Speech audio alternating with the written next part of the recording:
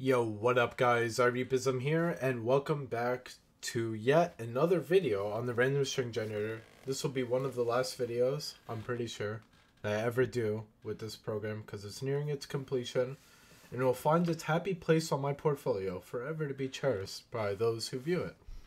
Now, with that being said guys, this video is all about the dictionary. So I reset the program so it looks just like how it's going to look like when you first download the program. So with that being said, let's get straight into it. Now I have a directory here called My Dictionaries right here. I just wiped the directory just to show you. So you're going to create a folder on your computer for the dictionary to use to download the default dictionaries and to add and remove, your own dictionaries to it. It's going to be the folder where it can do all that stuff. So yeah, it tells you right here, browse for a folder to save all the dictionaries. We're going to go ahead and select it. And there we go. It goes ahead and downloads everything, and it'll enable the form once it's done. So this is what it'll look like, guys. Just like that. And yeah, that is pretty cool. Now, what we're going to do, just to get things out of the way, I'm going to go ahead and add a dictionary. I'm just going to show you how to do that. There's a little drop down right here. This is the select an action. And you just select one of these from the list. And then this button shows up to, it's a multifunction button for that action list. So please name your dictionary. I'm going to call this research paper. Just like that. I'm going to leave the description for the dictionary alone. And I'm going to make a copy in this other folder I've created that has nothing to do with RSG, called other dictionaries, and I'm going to copy this one, research paper. And as you can see, it created it and it loads it here. So just a quick overview. This is the dictionary settings where you tell the generator how many number of words you want to generate. This works with any number, as you can imagine, literally any number. It'll parse it correctly, no problem. We have the dictionary selection. Select the dictionary to generate from. Here's the statistics and output. This is the statistics and output. This is also sharing the same space with it. This is the dictionary description and everything. So the name of the dictionary, the number of words in it, the size of it in bytes, and the description of that dictionary that you guys have created. So as you can see, this is the default description for every dictionary, and I didn't change it, so it stayed.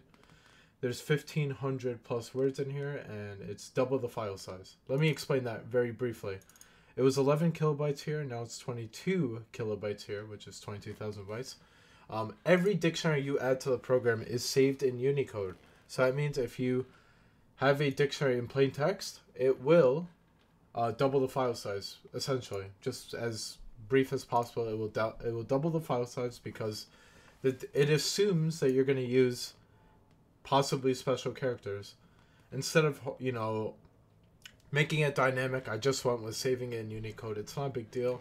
Most people aren't even going to add their own dictionaries, so it doesn't really matter. People would be happy with the 6 dictionaries that are provided. The reason I went with 6 dictionaries, is because each one is very specific and unique.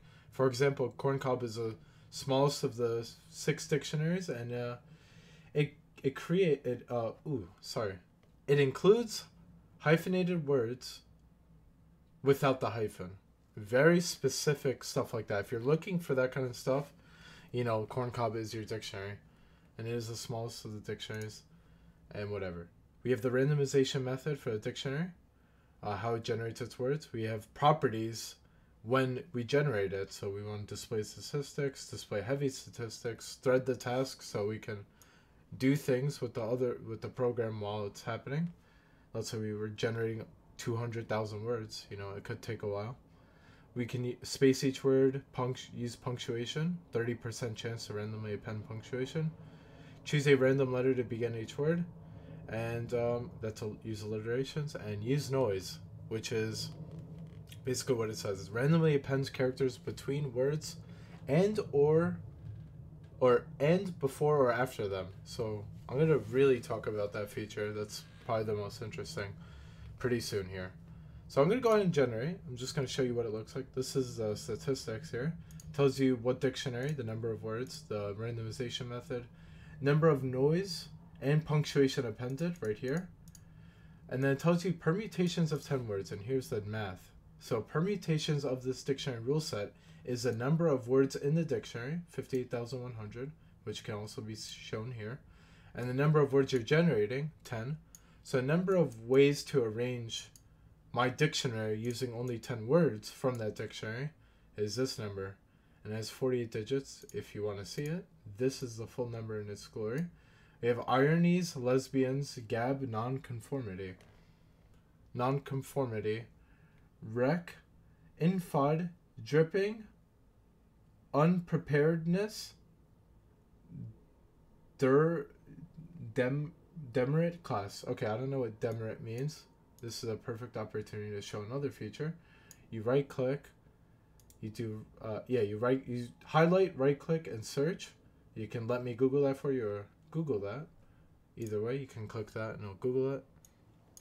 And this is what it looks like. Demerit. That's how you pronounce it too. Okay, a feature of fact diversing censure. Interesting. And let's say I don't know what. Let's just create another thing. Yep, fanual. Yeah, whatever that is. This is why I integrated the feature, guys. I would like to know what words are being generated. Plural faunas. Animal life, especially the animal characteristic of a region, period, or special environment. So some dictionaries have medical definitions or words in it, so it makes it really large. Corncob is not one of them particularly. It's not known for that, but Ridihue is. It has 459,000 words plus. So it's crazy. We're going to go back to Corncob, guys. I'm going to showcase the use spacing feature right here. You can space each word. Now use punctuation. If I go ahead and generate, it randomly appended to punctuation. Now punctuation works similarly to the noise where it appends a random character, but the thing about punctuation is it only randomly appends those characters afterwards, and it doesn't include like upper and lowercase English numerals or letters. Sorry. So it doesn't include that. It doesn't even include numerals, actually. So that's another point. But yeah, so just wanted to point that out. It's 30% chance for every word to have either noise or punctuation. So if we go ahead and use noise, we get another statistic here, which we're going to really talk about. And we're really going to talk about the math and all that this video, because that's where the use of the program comes from. It's the displaying of its math. Alright guys, so I display digits for the permutations, but I don't display permutations with noise because you're never going to need to know the full number. And there's a really good reason for that. You can obviously use my program to generate the numbers if you want. All you have to do is use a string generator. You can generate any number you want. You just get the character list to match. Let's say 82 is my character list. And over here it is 62 so far. I can just add 10 random characters or like that. I think that works. And we got 81, and then I'll just add one more. We'll add a slash just to show. And then we got 82 to the power of 10. Oh, if you get this message, by the way, guys, the value is too large. Please enable big integer in the settings. We do exactly as it says. Go to properties, use big integer, and you're good to go. Another feature right off the list. So it's 82 to the 98th power. So if you know how the math works, guys, by the way, where 82 is the character list to the power of the string length, then you can literally generate any number. So if you really want, you can just grab it from here. If you really want the full number in its glory. But, I decided not to clutter the statistics, for that reason. Yeah, let's talk about this, guys. So let's talk about creating a password. Creating a password in the dictionary has never been easier, guys. It has never been more secure than ever. I want to really go over this because, well, first, we're going to reset the characters. We're going to remove all those characters. Alright, we're good to go. And we're going to just add symbols. And we're going to take the string lengths to like 40, let's say, or 35, something reasonable. You know, that's a long password, but, you know, it's too long, basically. This would be a password, for example, and it's unreadable. This is an unreadable password, guys. I cannot read that without literally spelling each word for you. And, you know, it's a lot of memorization, and it's not easy to type. This password, by the way, though, is completely unbreakable. It has very high entropy. This is what we call a string with high entropy. It doesn't have a lot of predictability. You don't really know why, you know, F started here first and then repeated on the fourth element. You don't know why. So with that being said, this was what we call, yes, a high entropy string. And the number of ways to arrange this string of a 35 length and a 67 character list is this number. And this number has 64 digits, and it is definitely out of everyone's way to compute this number in any finite time, really. It would take longer than the finite time we have in the universe, really, to brute force this with our machines today. And for a long time, I think our most powerful computer, I think, can do 10 to 50 calculations per second. And even then, it would take 14, I believe, just over 100 quadrillion years. I try to do the math in my head. Basically, it would take 12 orders of magnitude, or 14 orders of magnitude more of time in years to compute that. Or seconds, whatever. It's really negligible when we talk about magnitude. Anyways, guys, not to go off topic too much, let's go back to the dictionary. And I really want to show you noise. Like I said, guys, we're going to generate 5 words here without spacing.